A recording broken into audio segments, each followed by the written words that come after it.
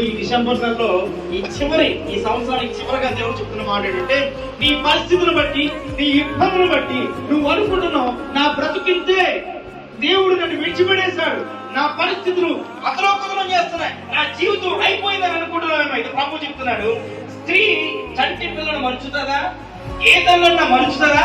ఒకవేళ తల్లైనా మర్చిపోవచ్చేమో కానీ నేను నిన్ను మరువను, నేను నిన్ను విడువను. హల్లెలూయా. ఈ రోజు నీ పరిస్థితిని అలా విడిచిపెట్టే దేవుడు కాదు, నీ స్థితిగతులతో అలా విడిచిపెట్టేవాడు కాదు. The God never let you live in your circumstances, in your consequences, in your troubles, in your problems. The God will be with you.